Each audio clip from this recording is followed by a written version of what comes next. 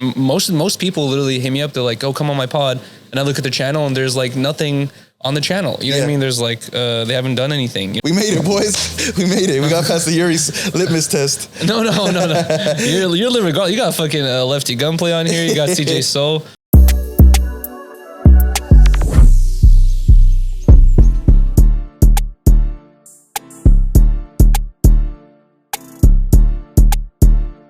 Yo, it's Big Guapin. You not tuning in. I told you so. Don't act like I didn't tell you when I fucking see you. And I got a very special guest to the left of me, Yuriy. How's it going, dude? Yuriy. Thank you for inviting me on, bro. I appreciate you. Thank you, Guap. Absolutely. Thank you for coming. I want to get into your story and what you do, but for the people who don't know, what is it that you do? I basically, I guess, I'm like a live streamer at this point. I'm like a full-time live streamer. I've been live streaming full-time for like 2-3 years at this point, and I've been a part of like, some other podcasts and stuff like that. So I guess like I've kind of just, I'm like a content creator / live streamer. Content creator / live streamer. And for the people who aren't super familiar with like particular like live streaming and what that entails, like what is your version of live streaming? So there's different types of live streaming. It's like I feel like the most common one is just like video game live streaming, where someone will like stream themselves playing a video game, and then that's it. It's kind of like gameplay stream or whatever it is. And then there's more talking streams. There's like, maybe someone will like be reacting to topics. They'll be like talking about news or maybe even sometimes watching videos. And then there's like IRL streaming. So I feel like I try to like kind of like do all three. You know what I mean? Like I like to do all of them. But people, I feel like mostly like, in my streams, like they mostly enjoy when I do the IRL streams. They always just kind of like complain when I spend too much time at home. They're like, bro, go outside and fucking talk to people. Because it's the most interesting stuff. You know what I mean? Like it just people are interesting, bro. It's like, I feel like IRL streaming made me really realize it's like everyone is interesting. It's like, there's nothing that makes Logan Paul or whoever else special. It's kind of like, if you actually conversate with anyone, there's like wisdom and humor and like all types of shit to be found. You know what I mean? Like in almost everyone, you know what I mean? Absolutely. Basically. Absolutely. So, okay. So this is that's what we all explain it as. And I want to get into exactly what you do and the stuff that you're doing. But, I want to get into a little bit of the story because much like myself, you're a Hollywood baby, or you weren't born here though. Yeah, I was born in Russia, but so I was born in 94 in Russia, and then we moved here in 96. So I've lived in West Hollywood since 96, basically. Right. And so tell me a little bit about just the story of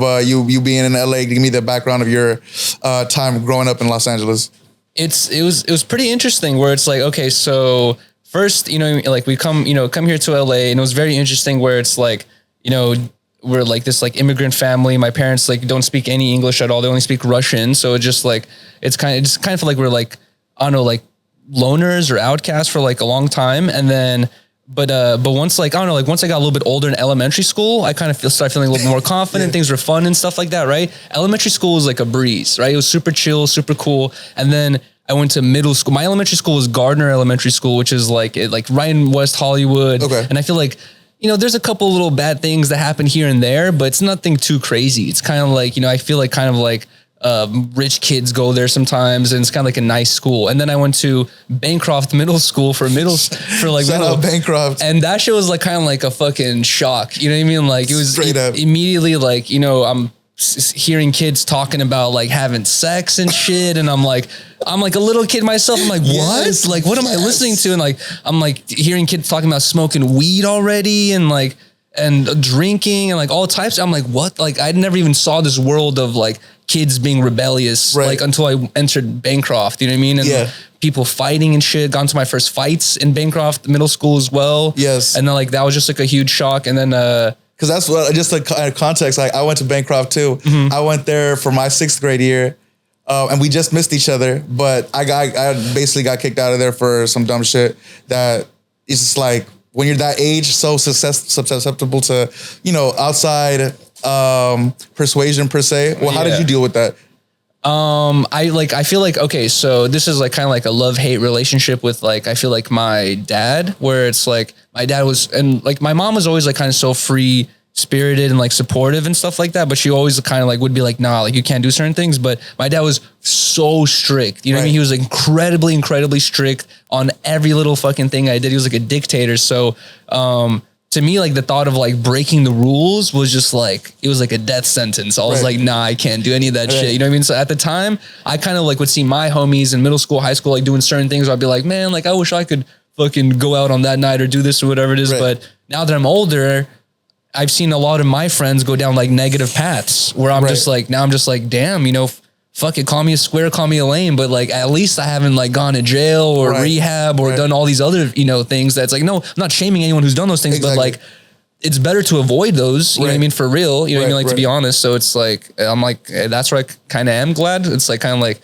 just a strict as dad, I feel like was keeping me away from the negative stuff, you know? Absolutely. So sometimes, and I dealt with that too. Sometimes they probably have seen things in their lives where they're like, oh, okay, I'm going to do the best I can to make sure that my seed maybe stays away from it. Yeah, exactly. But okay, so then how does content creation come into your life?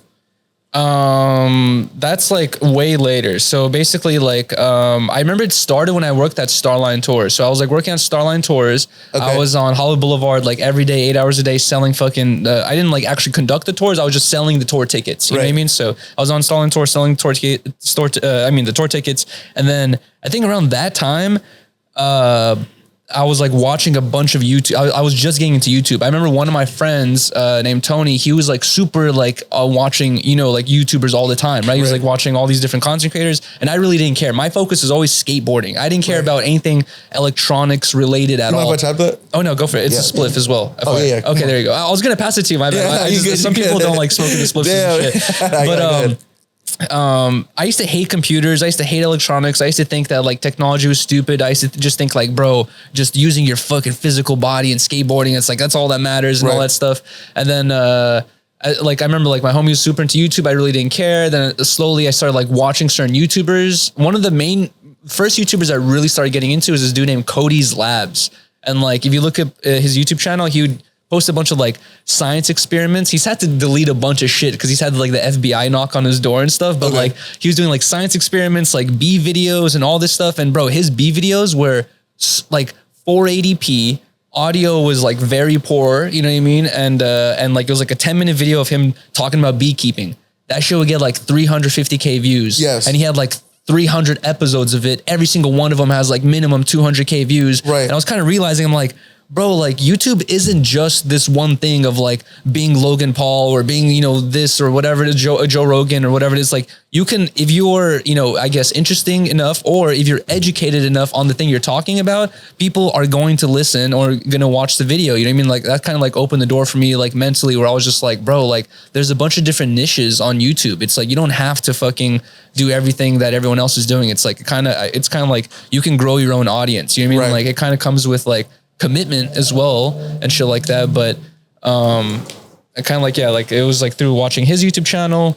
And then basically, okay, so I was working for Starline Tours, right? I was already thinking about this. I was already like watching a couple of videos here and there.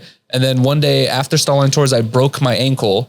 And I was like, I was basically bedridden for like 6 months or like 5 months. I just had to lay in bed with my leg elevated because I broke my ankle really bad skateboarding. Fuck.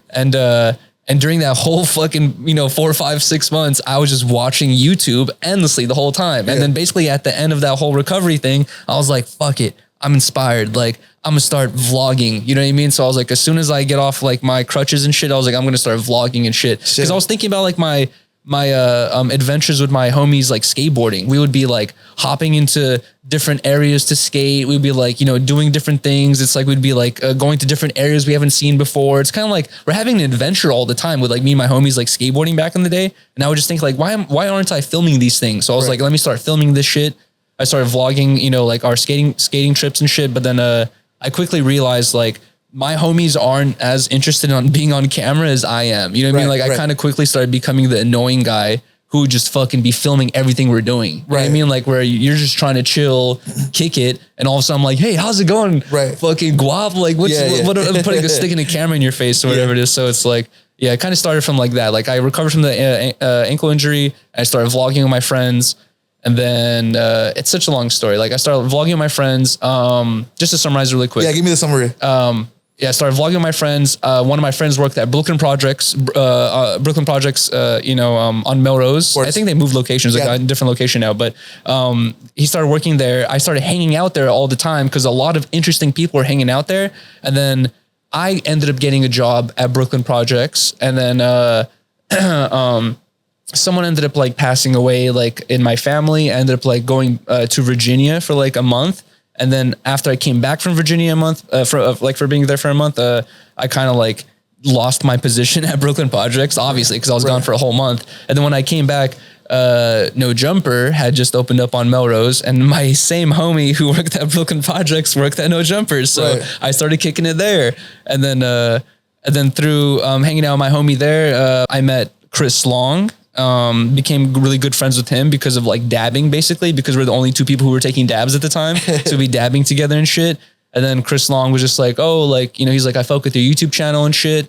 I met Alfredo as well. I started like editing for Alfredo. I started making like, you know, like helping him with his YouTube channel.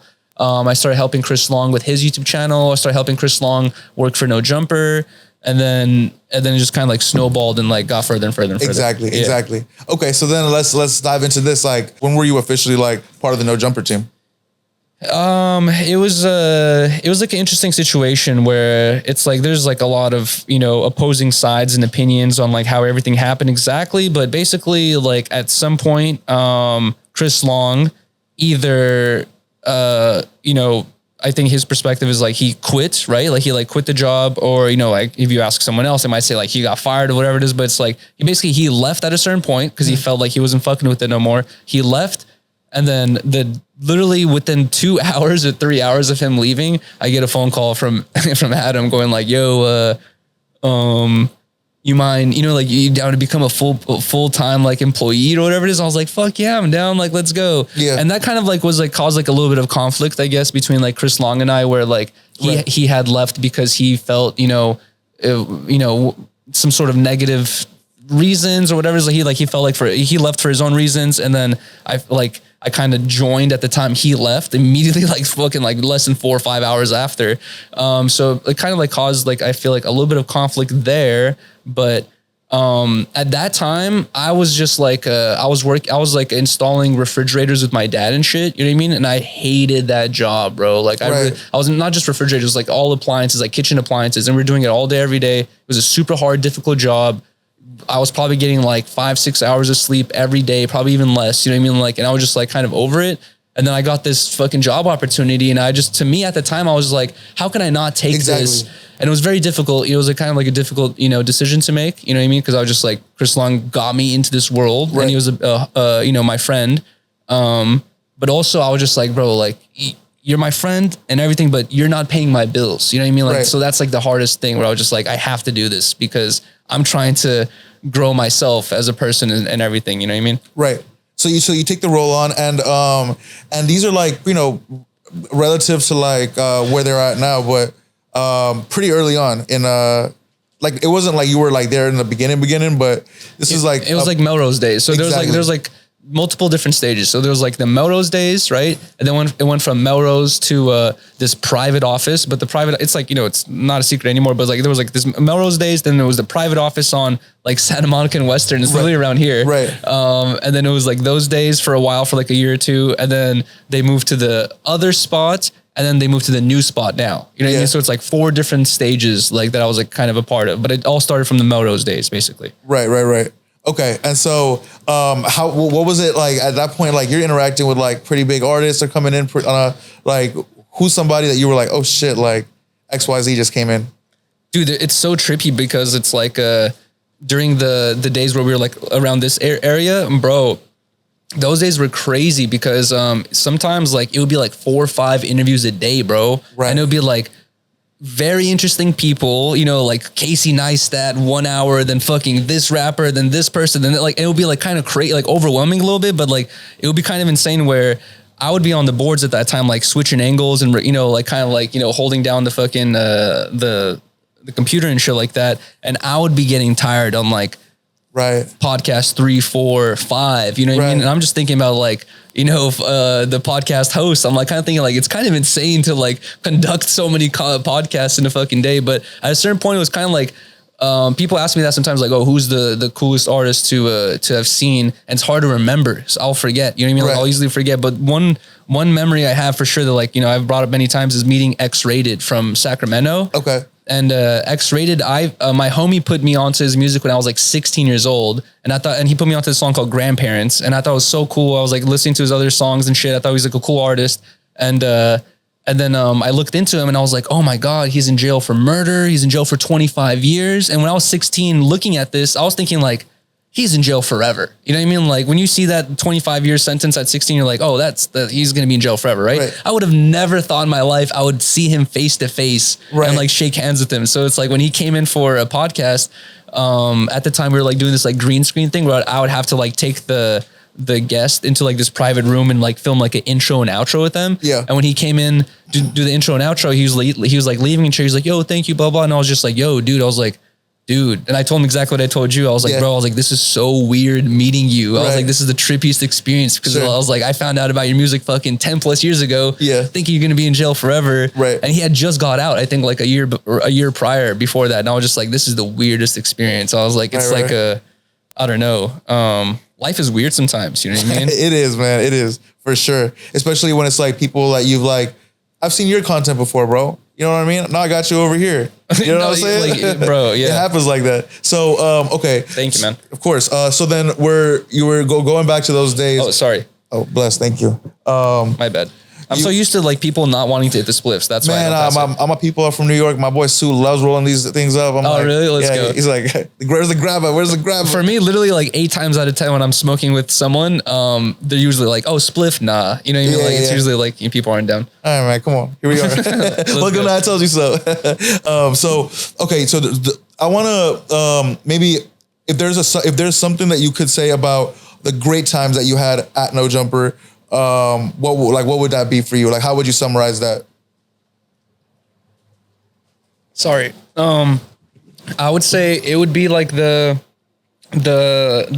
coworkers I had at the time. You know what I mean? Like that's what made it so great. And that's why people, when I first left, you know, completely, people were saying, go back. Why don't you go back or whatever it is? And they would see certain things happening in my life and they'll be like, oh, you should go back at this moment. And I'd be like, bro, like, it doesn't even exist anymore. The thing to go back to, no one's there anymore that I know really like that. You know what I mean? Like, it's like people think that, you're spending all day, every day with like Adam, but it's like, you're not. He literally is just doing his own thing, coming in every now and then. You might have a little conversation with him, but it's like, I'm spending all my time with all the other employees. You know what I mean? Right. Like fucking, it was just like Laura, Vashti, you know, Flacco's there, Trevor, Bassa, Kelvin, fucking Phil, you know, so many, I'm probably gonna forget, but it's like, it was like so many people, like that would be like the thing that was like kind of made it a vibe, like House want to be there. You know what I mean? Like at the time, there was like so many other people that was like, that's what made it kind of interesting and cool is like having the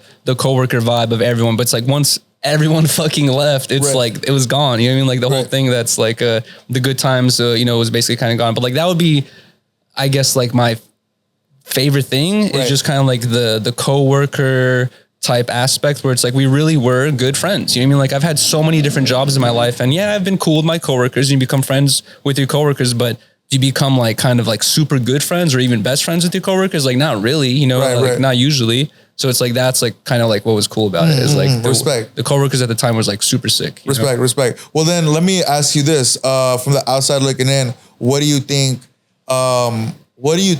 changed at that platform that started, you know, having people leave all like one after another.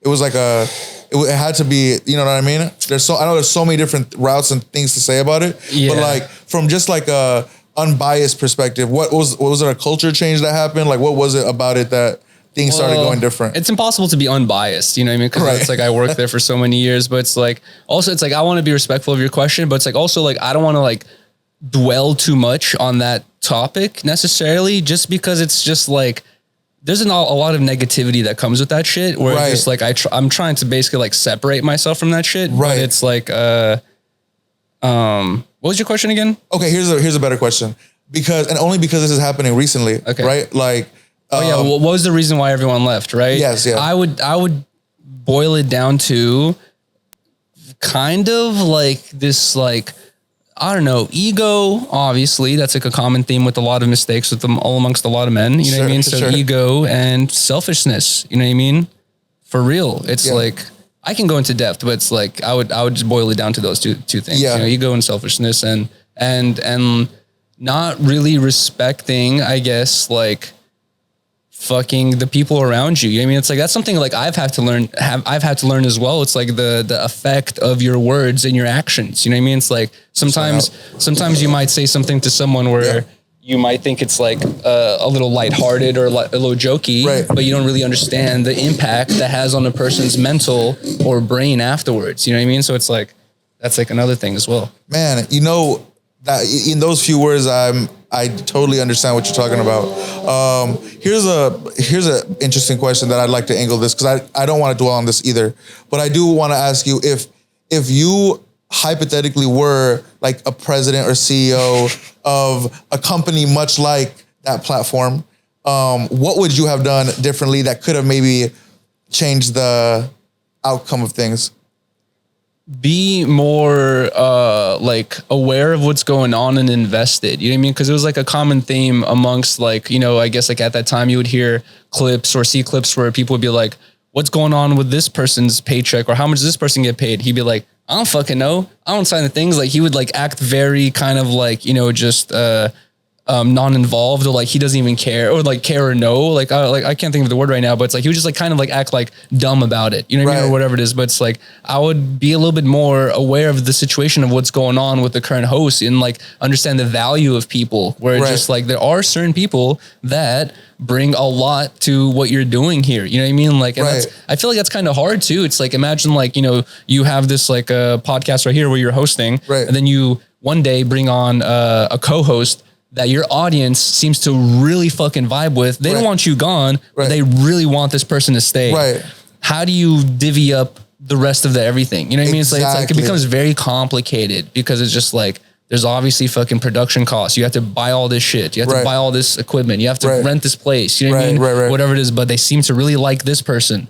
So how do you justify, you know what I mean, like compensating them fairly? But then also, you can't also be flexing making $1 million a month. You know what I mean? Like within the same 2-3 months of people complaining about certain things. So it's very like hypocritical sometimes, you know? Right. But it is hard. I mean, I as someone of myself, like we've been doing this for a year. It's hard to understand because there's so many things that go into it. Yeah, exactly. Like it's not always like math doesn't solve the equation sometimes. So it's tough. But okay, I see. Well, so you'd be more transparent. Yeah, exactly. I feel like, maybe like, I don't know. It's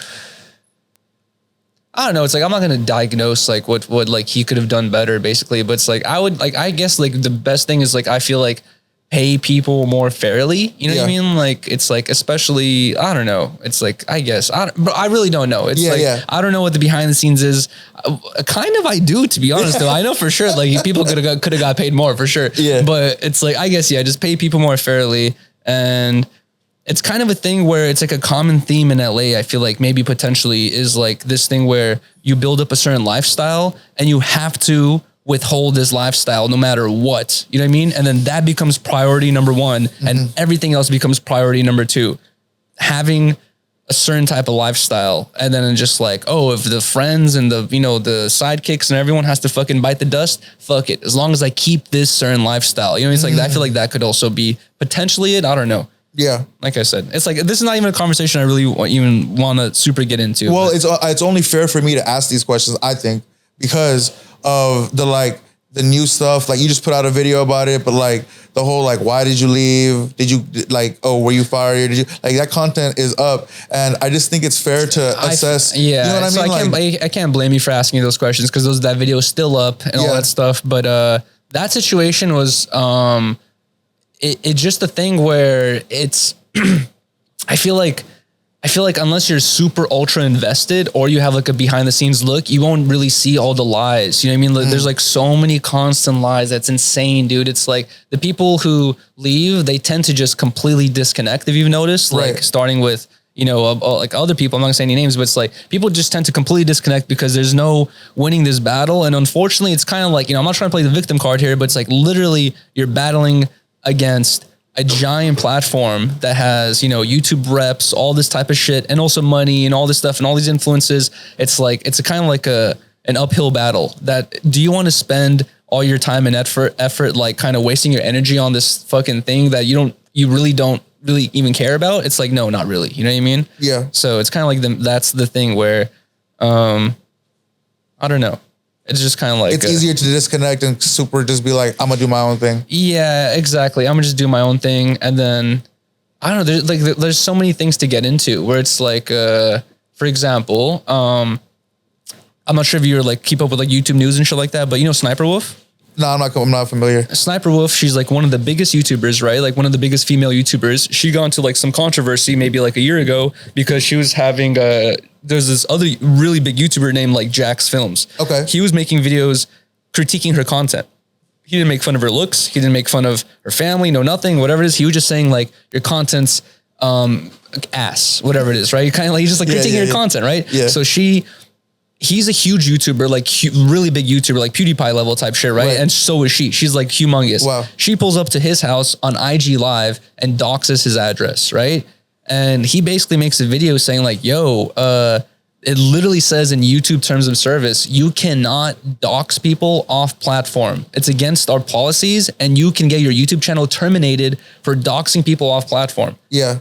That's literally what No Jumper's been doing for the past 2-3 months. Understand, like, what is doxing somebody mean? Giving a person's home address out or personal information out and all that stuff. And it's just like a thing where,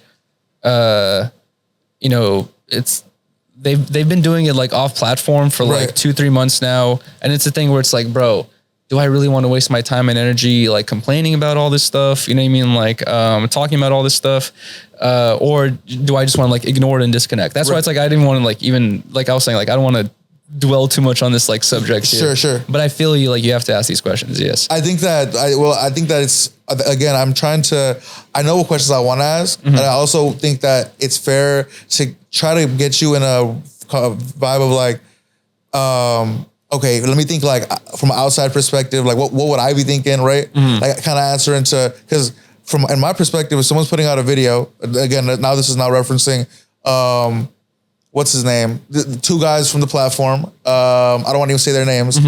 Talking about like, oh, we just pulled up to your crib and all this stuff. Like, yes. But what is your response? Not response necessarily, but like, what are your thoughts on that? Because I'd feel away.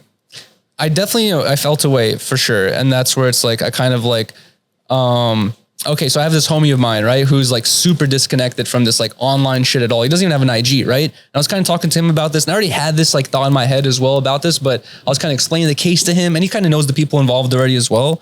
And I was telling him, I'm like, exactly how everything happened. And he was just telling me, he's like, bro, he's like, why are you even responding to people like this? You know what I mean? He's like, and I told him, I was like, oh, they said something negative about my partner or whatever it is, right? So that's why I justify my reaction to it. He's like, as soon as you react to that, you're putting yourself down to their level. You know what I mean? So I was just like, it's like a kind of corny, like a little, common theme, I guess. But realistically, I'm like, he is right. It's like, these are people that like I said, I'm trying to disconnect from, not even have anything to do with. They have no reason to even talk about me. And it gets even deeper, but it's like, the issue is actually not even with me. The issue is with someone else. It was just taken out on me, apparently. It's very funny, but, it's like you kind of have to realize at a certain point, like, also that same person I was talking about, shout to Freddie Percury. He was telling me like, he's like, Yuriy, listen, he's like, what's your goal in life? What's your goal for this like streaming stuff, right? For this, your career. He's like, do you want it to grow? Yes. Do you want more viewers? Yes. Do you want more people watching and shit, right? Interactions? Yes. Right? Obviously, that's what you want to grow. He's like, whatever issues you're dealing with right now, if your dreams succeed of growing, your issues will grow as well. You know what I mean? More money, more fucking problems type shit, whatever it is. He's like, if you can't handle these issues you're dealing with right now, like with like wisdom or with like, dealing with them in the right way right now, imagine dealing with it later on when you have more people. Shout out your boy. What's his name? Freddie what? Freddie Percury. Man, shout out, bro. That's hard. And I was just like, you're right. I'm like, you have to think about that. Like, if I can't deal with it now, imagine dealing with it later when it gets worse, potentially. You know what I mean? Yeah. It will. Yeah, exactly. For sure. So, and I respect that, man. I genuinely, because you have so many things that I'm sure one could say in retaliation to this, but I mean, okay, so then let me get your thoughts on this. I don't know how much you tapped into this world, but what are your thoughts on J. Cole tapping out of that beef? I have no idea about that. I heard something about that. Yeah. I don't know the prehistories. There's a lot of prehistories you have to keep up with here. Exactly. And I'm not that big of a hip hop fan. Exactly. Or J. Cole fan, or Kendrick fan, or Drake fan. These are three people that I really don't listen to. So it's like, I'm not very connected to it. You know what I mean? Exactly. I just thought it was kind of funny how quickly things switch, where it's like, I noticed it in my streams, especially with the 30-day streams, like with the continuous streams. And I've noticed it like with this beef where I'm very disconnected, right? I'm just like barely keeping up with little news here and there. Right. One day, Drake W, literally within 24 hours. Yeah. L Drake, Kendrick W, and then that's it. He just takes the. And it kind of felt like it was like such a dramatic, quick switch of like who's taking the W, who's taking the L. Yeah, and I thought that was like so fun. It's like just a good perspective on the internet perspective on things, where it's like a very, I don't know how you deal with it. It's like a creature in itself, man. Like, bro, that like how I'm not sure if you heard of this, but back in the day, like there was like news about how colleges started offering meme classes.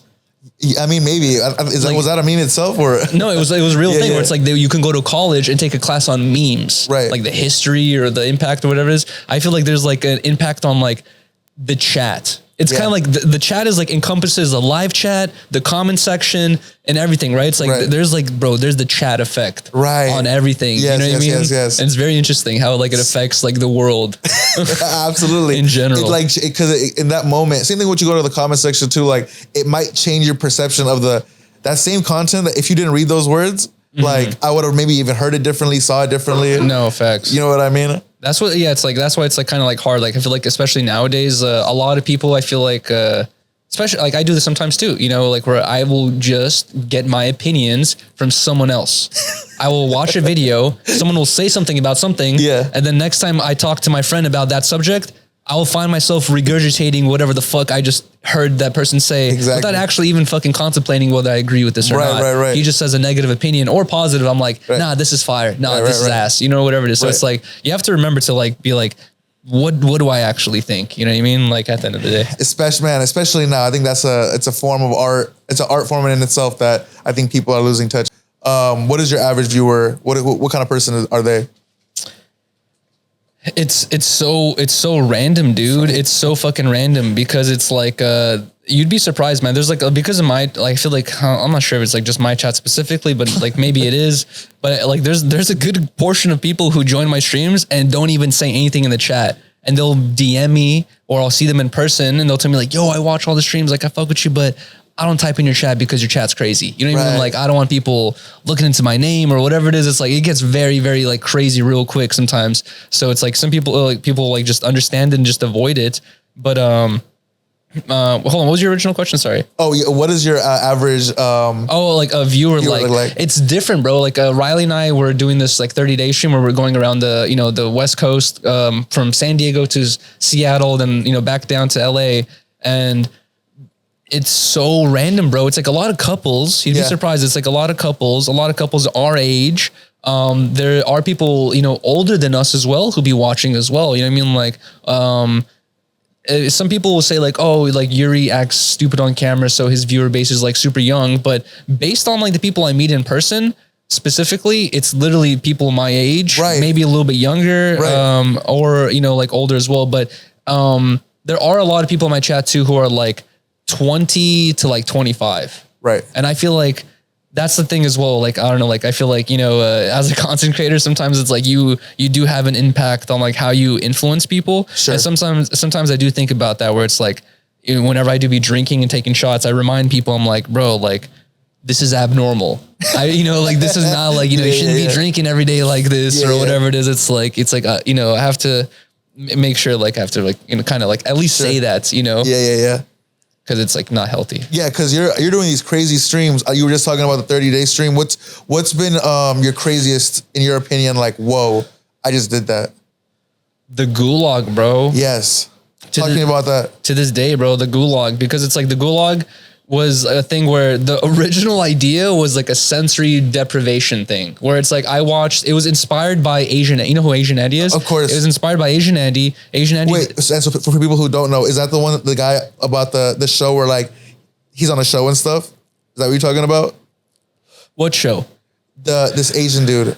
Like, was it on some, what do you, so again, who that guy is? He has like a deep history behind him, but like Ice Poseidon had a Fear Factor stream. Right. Asian Andy joined that Fear Factor stream and he did a bunch of crazy shit. Like it's bananas. Like one of the things he did was like, it was a contest between who can get shot in the back by a paintball gun without a shirt on the most before they gave up, right? It was two people, right? And you shoot one, you shoot the other. You shoot one, you shoot the other. First person to give up is the loser. Right. Asian Andy was just like, not giving up. He's like, keep shooting me. He's like, I don't give a fuck. And he was like, he had like a crazy hot pepper. He like basically like didn't give a fuck. So he kind of like grew from that, and then he became like a super viral streamer. But anyways, he did this stream where it was like an isolation stream where he like duct taped his windows so that no sunlight could come in, so you can't tell what day it is. He was in there for 72 hours, 3 days. There was nothing in the room.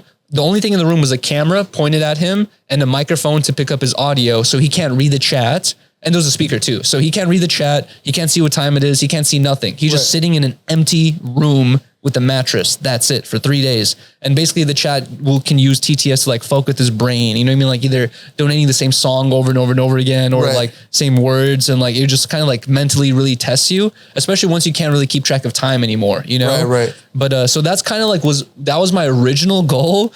And then I hit up Vel, shout out to Vel to help me with that stream. I hit up Blasi and the Sandbox crew, shout out to Blasi and the Sandbox crew. And I hit up Paul Lord and Alley, and shout out to Paul Lord and Alley for helping as well.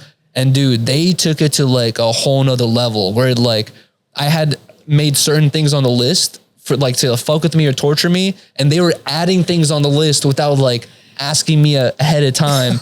And they were like adding crazy shit, dude. Like, but the two things that we added, shout out to Riley, right before we started the stream, I was telling Riley, I was like, oh, we have all these donation, marks laid out. I was like, the only thing we're missing is a $50 dono. I was like, what should we do for a $50 dono? Riley's like, what about a fish slap? Yeah. I'm like, what do you mean fish slap? She's like, someone takes a fish and slaps you with it. I'm like, no one's going to do that. I was like, fuck it, whatever. I'll add it. Yeah. Bro, that was like the number one biggest donated thing. It was like, I got slapped with the fish like 100 times, bro. It was crazy. We went to 3 fishes. Yo, what? Yo, Dre, get ready. We went to 3 fishes. We were like one fish, they kept slapping me with it, and then the head was falling off and the eyeballs are popping out. Then we threw that one away, got another one. Then same thing happened with the fish was just falling apart. Then we had to get another one, and it was crazy. But it just like that one quickly evolved into like, I feel like it was number one, I didn't understand what I was signing up for. Right. I feel like, I didn't really understand exactly what the hell I was exactly going to do. And then also they were adding crazy shit, dude. And like Vel and Pollard were like merciless, bro. They did not give a fuck, bro. Like it would be 3-4 in the morning. And then I forgot how much it was. It was like maybe $10 or $20 to throw a cup of water in my face. And imagine you're like sleeping at night, 3-4 in the morning, like sound asleep. And then someone throws a cup of cold water in your face. It was just like, bro, it was like that was happening. I also had like a donation tier for like, I had to take a shot no matter what at that moment. And there was like, I think. How much was that? I forgot, like maybe $20, $30. But it was the thing where like, it would be like 7, 8 in the morning. I just woke up. I didn't even eat breakfast yet. You're hungry, you're like dehydrated, you're like groggy. And then someone donates like, take a shot right now. And I had to do that like a couple times where I would like take a shot in the morning without even eating breakfast yet. It was just straight up torture, bro. That one was like, that stream for sure is like one of those streams where I'm like, I can't believe I went through that shit. Okay, now let me ask you this. Was it worth it? It definitely was, you know what I mean? Like, because number one, it's like, it kind of like, it like kind of shows your dedication as a streamer. You know what I mean? Like it brings new people into your streams. Right. And it's like, yes, it was like, like profitable for sure. But it's like, it was like the number one thing is like, that's the one thing that people keep talking about to this day. You know what I mean? Like people still keep talking about like, do another gulag because it's like, people really fucking love that stream because it's like, content creators, they put all content creators, not even just content creators, everyone who has an Instagram. Are you posting on Instagram when you're sad, depressed, or crying? Right. No. You're posting on Instagram where you're at a cool restaurant, a cool hiking spot, having a good time, whatever it is. It's like people usually only show the good sides of them. So it's like interesting to see someone you follow online get really put to the test, where you see them fucking really angry, sad, tired, you know what I mean? Like all types of fucking energies out of them. And you're like, you actually get like a real life perspective on like what the fuck the person's going through. You're like, what the fuck, you know? It's difficult, but it's like, I understand, like, that's also what like makes it interesting, you know? Exactly.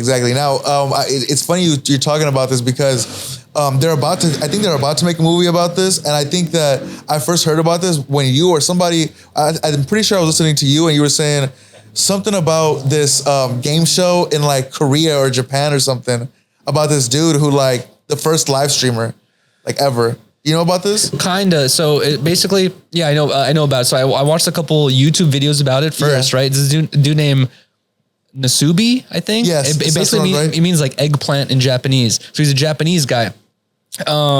This Japanese TV show started this game show where at the time, like magazines aren't popular anymore. So like a lot of people won't even understand what the hell this is. Even I like barely even understand. Like I kind of barely remember, I guess. But back in the day, before YouTube and all that stuff, magazines were really popular. People would buy magazines, flick through them, you know, whatever the fuck it was, like Complex, Teen Magazine, fucking, you know, all types of shows, very popular. And there would be these little fucking like postcards where it would say like, hey, enter this raffle, put your name, address, and then you could win a 6-pack of Coca-Cola or a PlayStation or whatever it is. And these things were very common. Like every magazine had them. So the game show was like, can you survive off only those raffle fucking magazine things, whatever it is, right?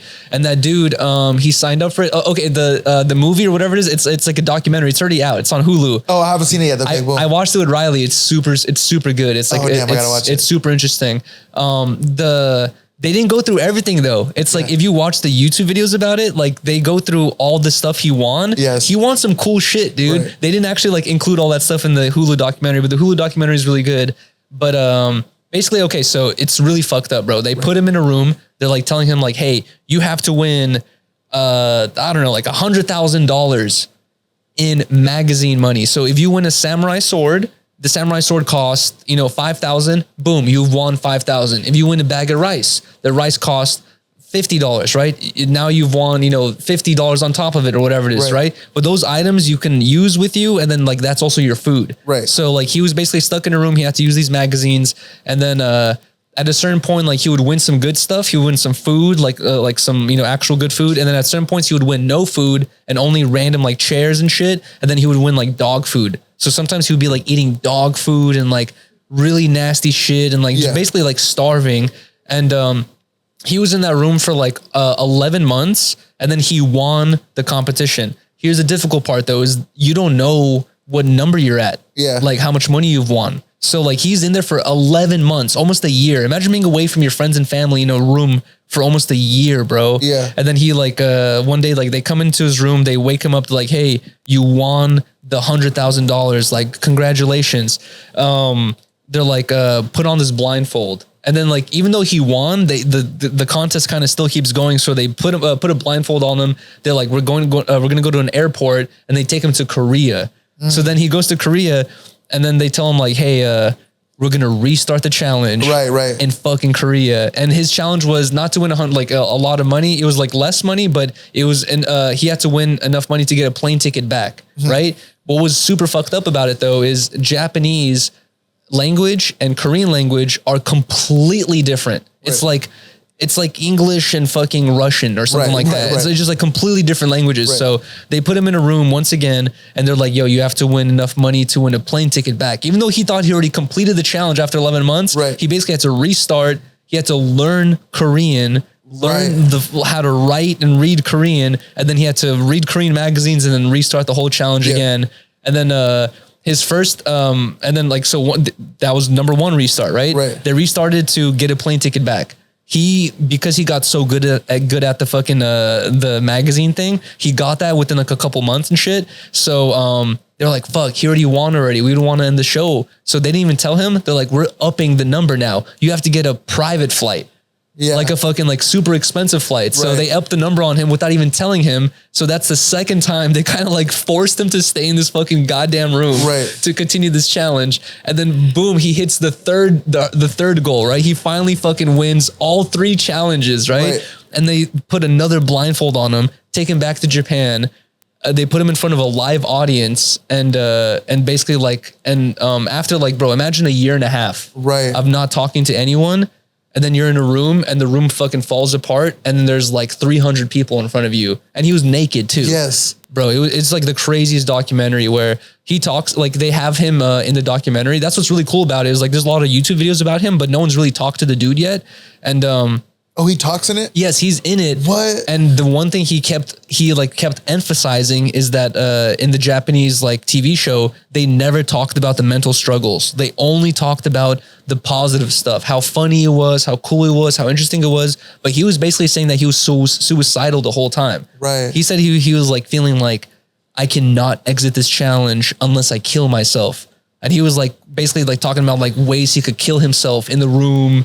And like, he was basically saying he was like fucking losing his mind and suicidal and all this stuff. And he was writing about this in his journal. And he's like, they didn't publish any of the stuff about my mental health crisis, about how I was suicidal. I wanted to kill myself. It's kind of crazy. So he has this like crazy grudge against the fucking, the producer of the show. Sure. It's funny because like he said that before he started the show, he looked at the producer as a god. Yeah. He was like, this guy's a legend. He's a legend in Japan for making the best shows ever. He's like, I look up to him. And then he said, once he finished the challenge, he's like, I hate this guy. Yeah. He's like, this is my #1 enemy, bro. Man, insane. People go check it out. I gotta go check it out. It's super interesting. Super interesting. And okay, so let me get into a little bit of this.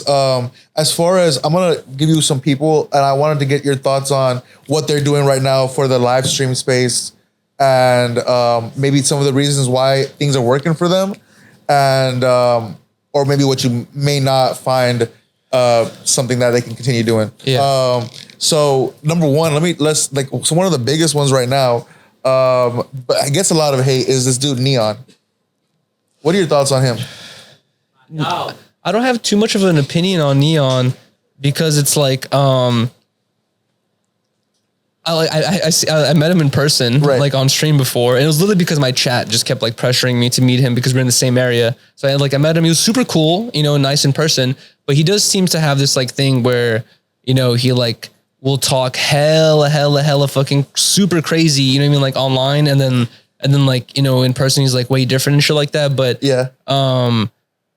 I don't know, like I really don't have too much of an opinion on Neon. Like I kind of feel like, a lot of people call him like an industry plant or like he fakes viewers or whatever it is. But I don't know. I feel like Neon is like one of those people that people just relate with. Right. Because guess what? It's like, a lot of people like who like consume online content might, look at Neon and be like, oh, I kind of see myself as him maybe a couple of years back, or maybe right now, or whatever it is. Let me see how he handled these situations, or what he does in certain situations, or whatever it is. So it's like, I feel like it's kind of like a real relatability thing, potentially, Yeah.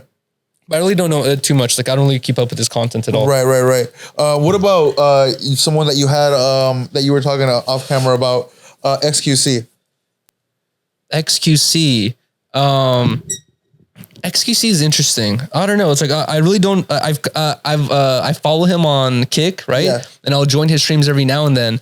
And it's just like, bro, every time I join his streams, he's just playing Grand Theft Auto online and like customizing vehicles or like building a house or some shit like that. And it's kind of like interesting with him where it's just like, bro, like, I watched the video about how he blew up and like how his streams became so popular. But now it just seems like, you were asking me earlier about, I'm not sure if it was like on stream or off stream, but like, on camera or off camera, but like you're asking me like about my like stream schedule now. Right. And I feel like now he's on this thing where he just got paid $100 million or $200 million. He's like, I'm just going to sit here and just fucking do what, the chillest thing possible, basically. Like he doesn't even have to break a sweat. Right. And he's already made $100 million. So it's like, I feel like he's like on this super chill vibe at this point. Yeah. In my opinion. Yeah, that makes sense. And then what about someone like Jack Doherty or somebody like that? Jack Doherty. Okay, so like, I don't know. I haven't watched any of his streams. I've only seen clips and like viral moments of his and stuff like that. And he just kind of like seems like, I don't know, like some kids I've like met in Hollywood before who just like grow up like with like hella money. Exactly. And they don't really know what the fuck is going on. And they're just like, you know, whatever it is, but just like, I haven't like really no thoughts about him. It's like, I can't really talk shit about him because he's just like super young. You know what I mean? Like I'm still making mistakes to this day and I'm 30. Right. He's super young with a ton of money. I can't imagine if I was his age with all that money, I'd be flipping cars upside down and fucking, I don't know, like, you know, doing all types of the walls and shit. Yeah, exactly. I'll be doing all types of stupid shit as well. It's like just thinking like, fuck it, bro. Like who can talk shit? That's the dangerous part about money. I feel like is like, once you become super successful, who do you listen to? Right. If like, imagine you're like, I don't know, like Drake or like, you know, or Lil Pump at the time. Right. Like who, like, you're like, bro, like even if it's a 30, 40, 50-year-old, you're like, bro, you're not making $10 million a year. Right. Like who are you to like why should I listen to you? Right. It's like, you know, it's like, I feel like a constant theme. Exactly. Yeah. And I think that absolutely, man. I think that humility, it just, you pray for that to happen while you gain success. You know what I mean? No, but okay, let me ask you this question. What do you think about the revitalization of Vitaly? That one's super interesting. I was asking the chat about that too, because I remember when before he got his like Kick deal now, and he's like going so super viral and shit. When he first hopped on Kick, talking about like, you know, I'm gonna go crazy, I'm gonna get a Kick deal, whatever it is. People in my chat were telling me like, oh, go try to link with him, go try to collab with him. Even though it's like, I'm not sure how likely that is because he's still like a huge content creator no matter what. But absolutely, people are asking me like, oh, you should do it. I made a poll in my chat. I was like, should I even attempt to? Right. Everyone basically said, it was like 80% or 70% said like, no, he punched a woman in the face. You know what I mean? Like that's irredeemable shit. It's like, you can't collab with this guy. Right. And I agree with that. I was like, that's agreeable.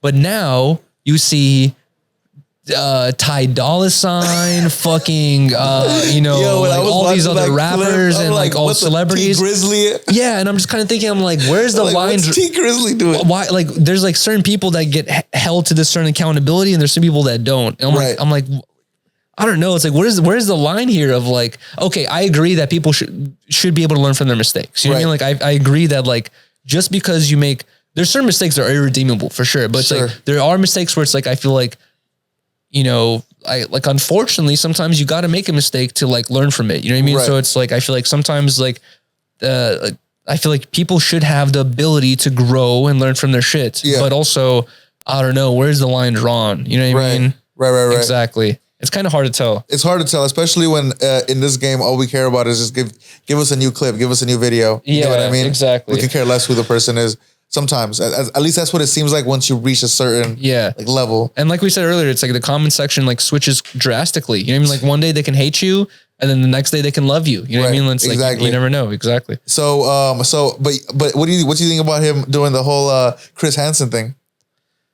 Okay, so it's like at first I didn't really know how to think about it. At first I kind of felt like negatively about it, where I was just kind of like, I was like, I don't know, man. It's kind of like using this like righteous thing. Yeah. You know what I mean? Like as like a back cover to gain clout and like money and prosperity or whatever it is, you know, all that stuff.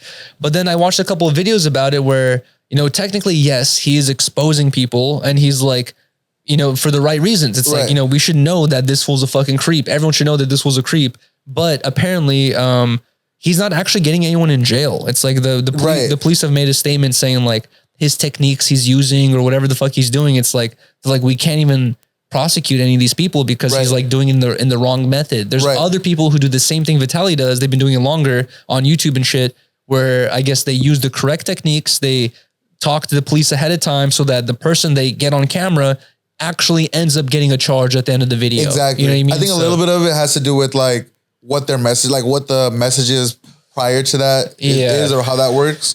So, but regardless, it's like, I agree with like other people have been saying, which is like, regardless, there's like a good coming out of it. Right. You know what I mean? Like, even though, yes, you know, there's the whole Vitaly history and he's doing this literally for clout and success, but this is something that should be exposed. And it's like, bro, coming from LA, it's like, you know, you're from LA too. I literally thought, I'm like, I guess I'm stupid, but like, I thought like, bro, it's 2024. You know what I mean? Like with the way technology is and all that stuff, I'm like, there's no way there's creeps like that.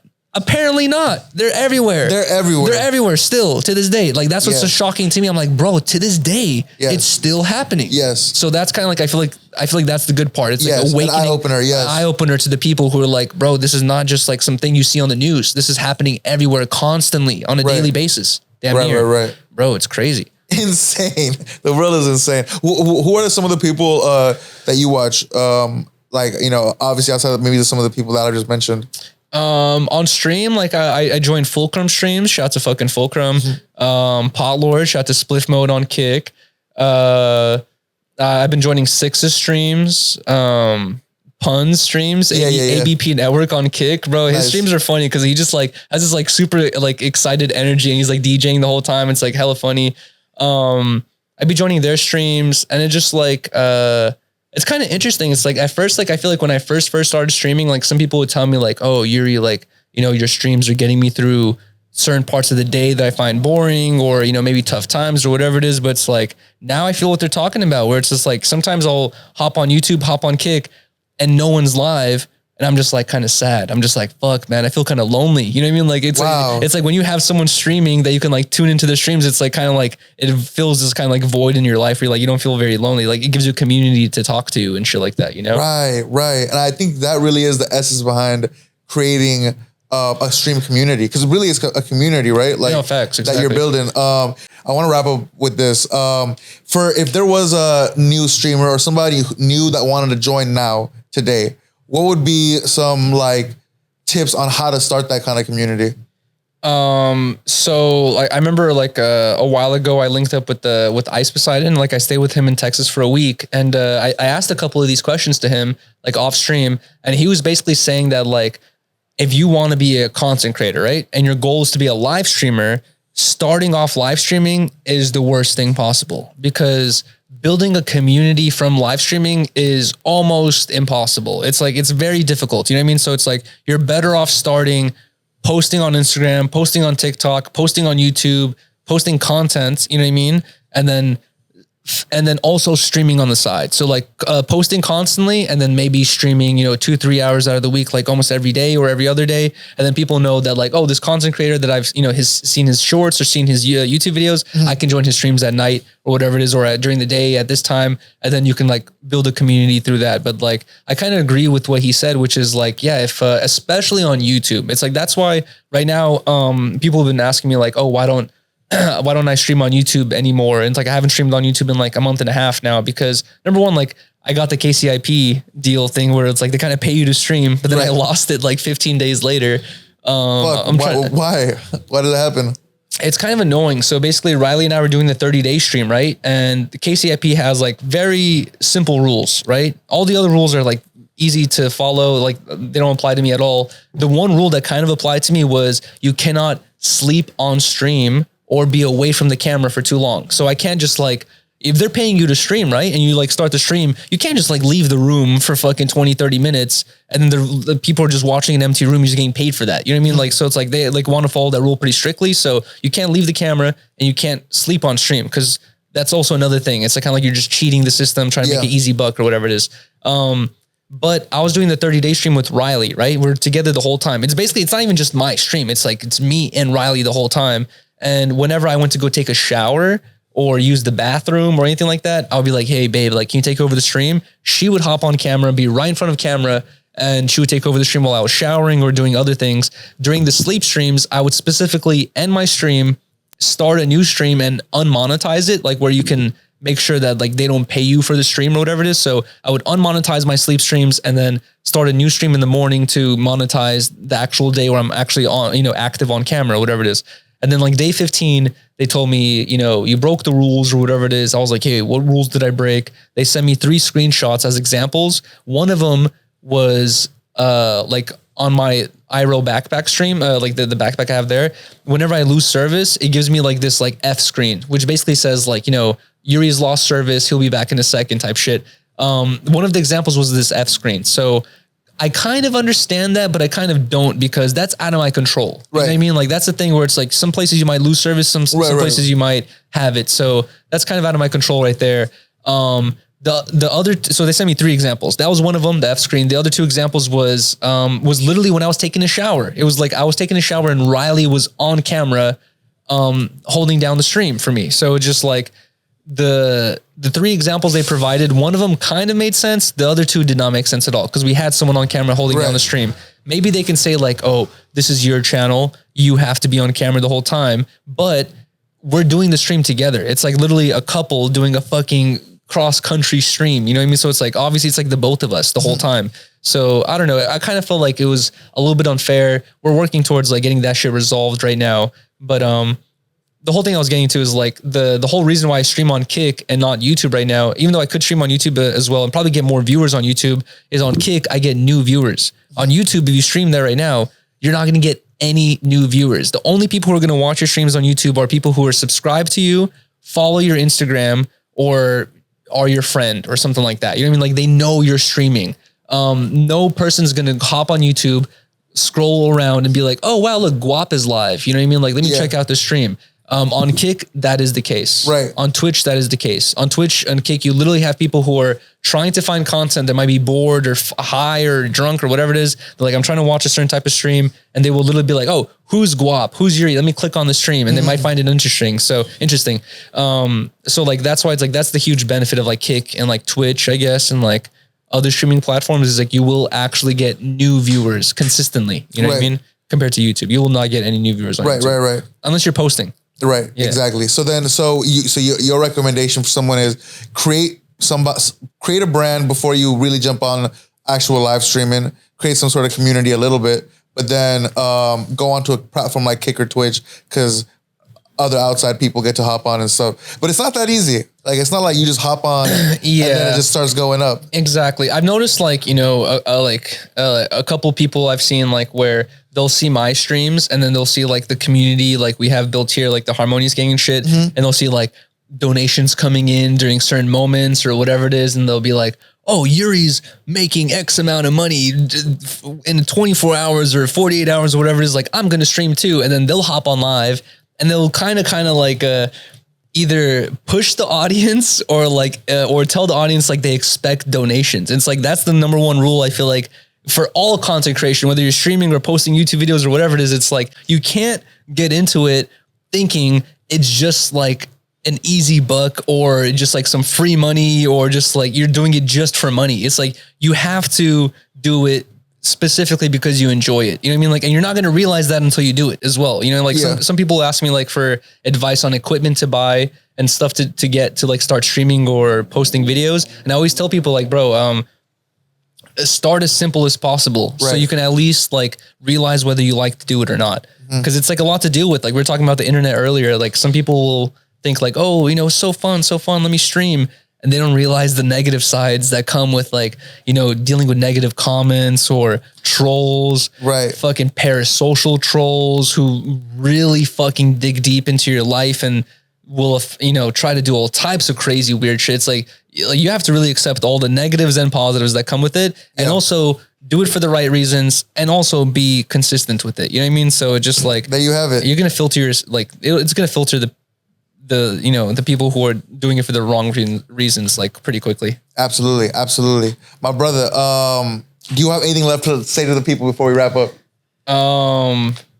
Shit, I don't know, dude. Nothing really, bro. Dude, thank you so much, man, for inviting me. I appreciate you so much, man. Come on, thank man. you, I want to give you a platform to speak, man. I think you said a lot of dense stuff going on in this combo. Yeah. So I'm thank you for the combo. Oh, no problem, bro. But let the people know where they can check you out. On Instagram, Harmonious Yuriy, on YouTube, just Yuriy2, just like Yuriy, the number 2.